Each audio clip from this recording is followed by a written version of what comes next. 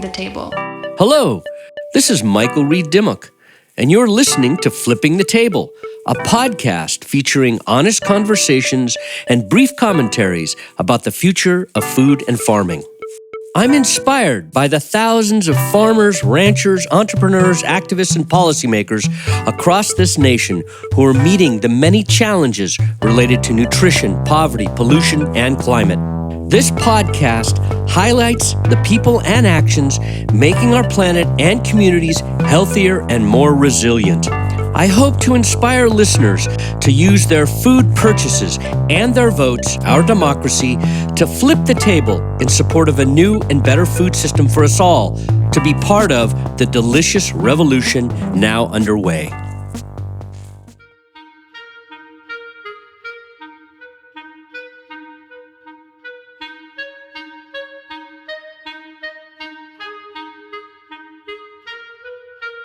Hello, this is Reid Dimock with the final Flipping the Table podcast of 2019. I'm joined by Patrick Sexton, our Gen X producer, resident hipster, and urbanite, who has taken this extraordinary journey with me this year as we hosted conversations with engaging and noted people making the changes that we all want to see. In today's episode, we want to share some of the highlights and reflections about what we learned and deeply valued from these conversations on food, farming, and the future. First, some facts. We brought you 14 brief commentaries on important developments in food and farming, and then 25 conversations involving one or more guests. There were 23,000 downloads of these conversations in over 15 nations across the globe.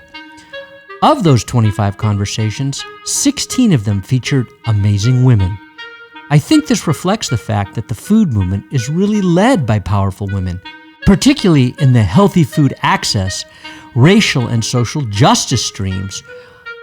I think of Denisa Livingston, the Dene tribal leader from New Mexico, who shared her success with taxing junk food on the reservation. But even in farming and ranching, powerful women like Anya Fernald and Nicolette Hahn Nyman are setting the bar and setting us straight on the facts.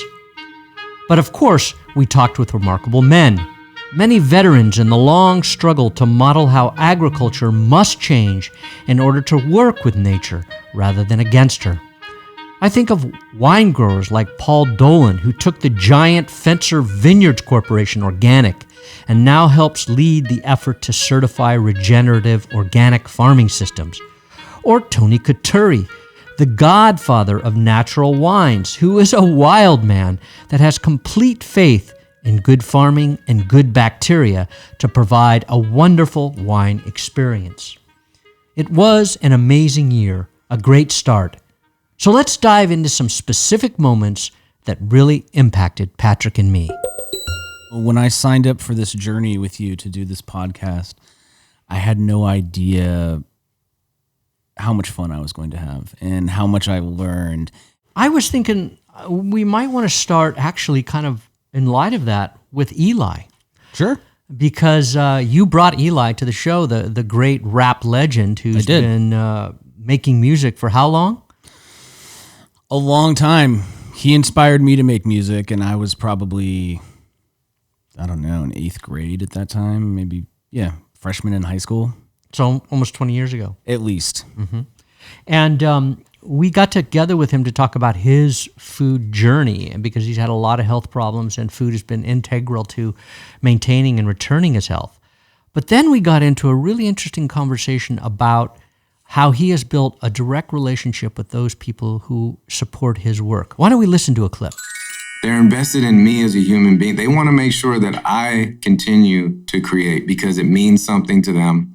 Just like the farmers invest in the land gives them something to want to take care of. It's like it's that circle. Virtuous circle. It's this, it's a circle, and it's exactly the same thing. It's cool that you match those up. So yeah, that's what's cool about Eli. He is about relationships. His music is about relationship, and often, and he's a thoughtful guy, and it was fun. And it was actually on that same trip that we drove to Los Angeles through the Central Coast that we stopped in and saw Chris Sayer, an old colleague and friend of mine who is a avocado and lemon grower down in Ventura County in the Santa Clara River Valley, one of the most beautiful and important agricultural regions in the world that no one knows about.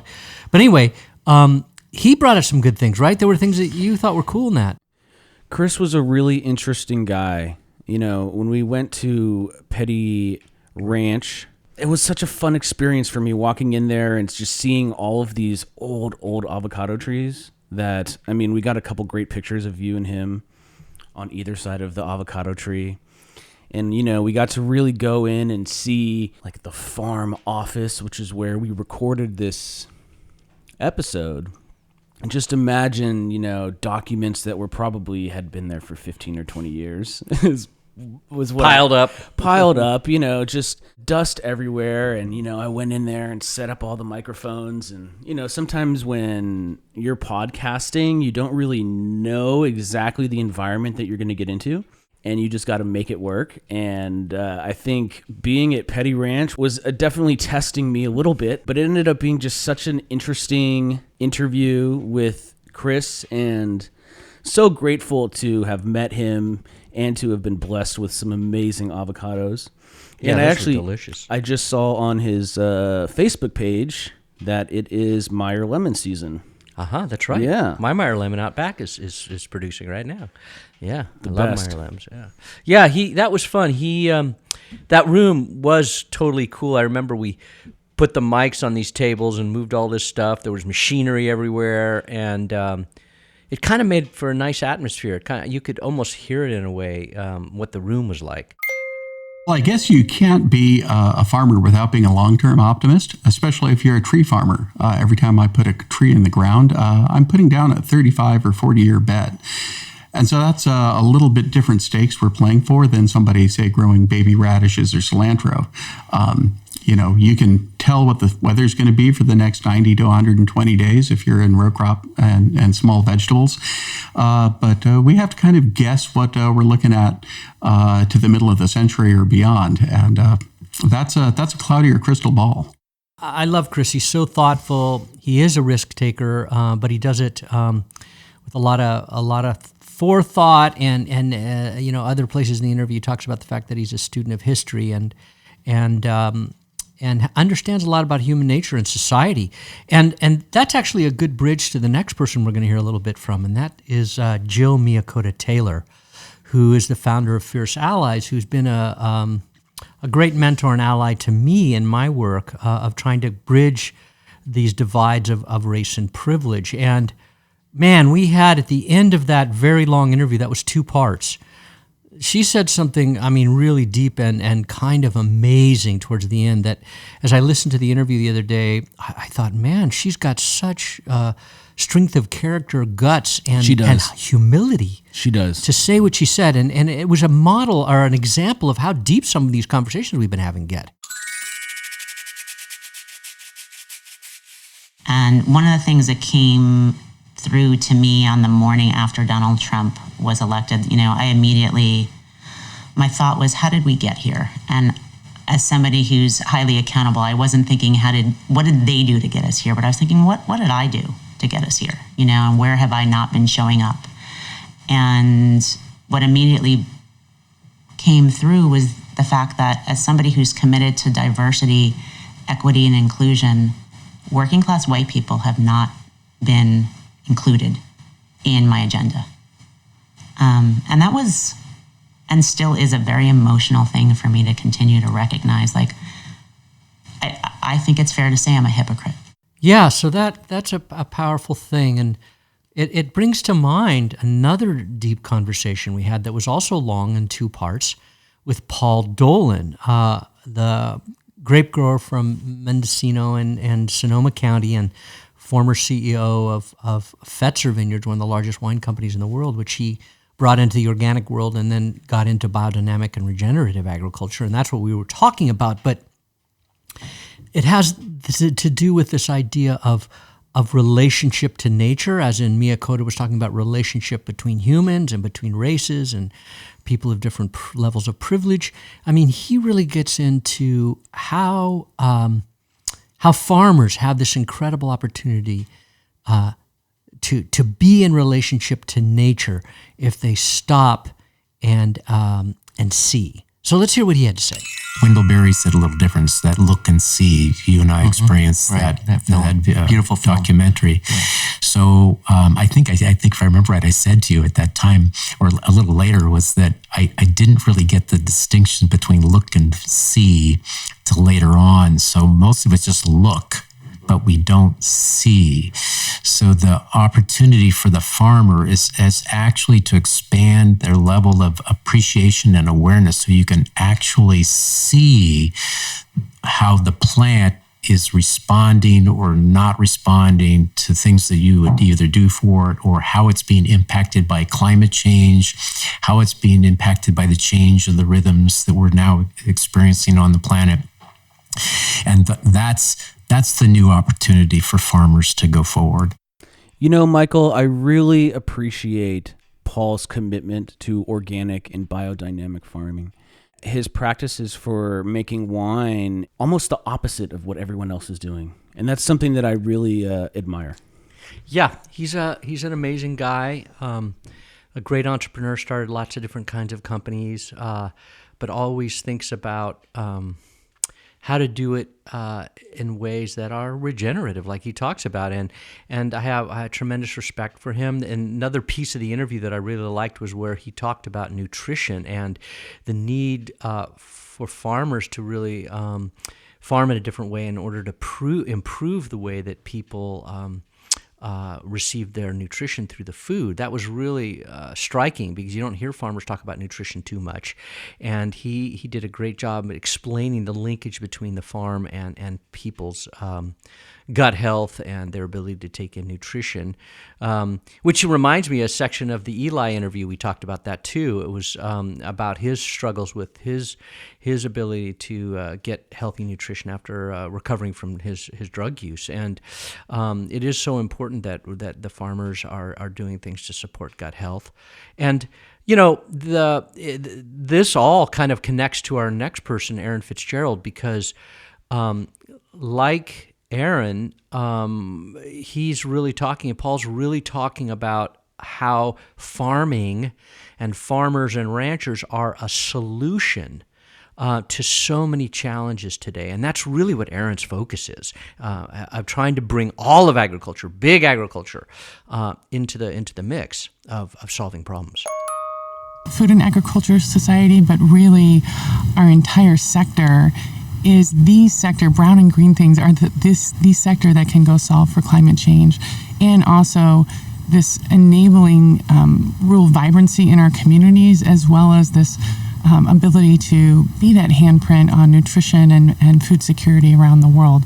I often think sometimes we lose sight of why food and agriculture was set as goal number 2 in the Sustainable Development Goals. It's the only sector that can unlock all 17 goals. And I truly believe the next decade is our greatest challenge that we've ever been faced. As humans? As humans, mm-hmm. Yeah. And this sector needs to really step up together and lead from the front. We are the most amazing sector that can solve for all of these things. But quite often we get lost in our own infighting. And it's time that we step up and really focus on this big earth shot that we're all part of.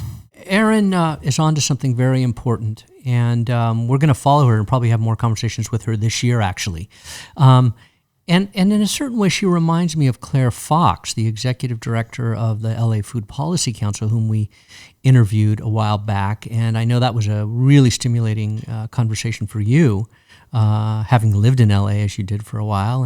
I think that this clip that we're going to hear from her pinpoints a big challenge for all of us who care about food systems to think about, a big challenge that we all need to focus on. I think she says it well. Let's hear it.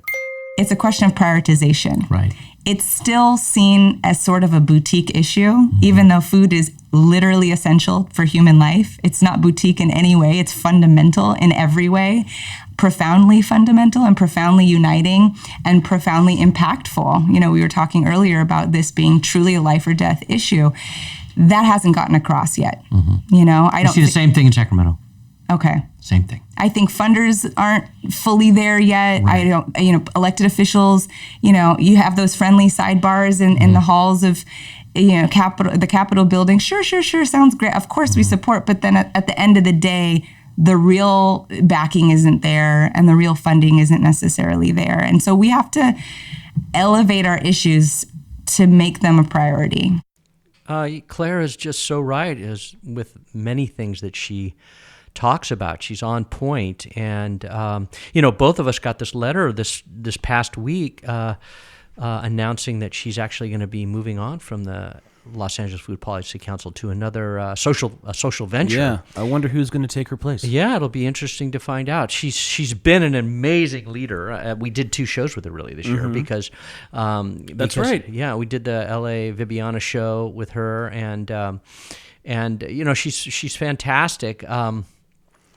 And I think we'll continue to have an impact on the food movement wherever she ends up. And I have great respect for her and her generation of women leaders, young women leaders. Agreed. She's got her finger on the pulse of the future. Yeah. So I'm going to miss her in that position, but I know that they'll pick someone great down there because it's a vibrant community, 400 organizations. She talks in the interview. Those who are interested in food policy councils should listen to that interview because she really gives a great description of what a powerful food policy council is all about. And I think she knew when we sat with her that this was going to happen, and that was a while ago now. So I'm sure she helped pick someone who was perfect. I hope so. Yeah. So anyway, that I know that we played some snippets from some great people, and sadly we don't have time because we had to pick just a few out of 25, and they all had something special. They did. So we hope people will listen to other episodes because it was a joy to do them, and I think a lot of wisdom and interesting stories were told. Agreed. And I'm looking forward to next year. Season 2.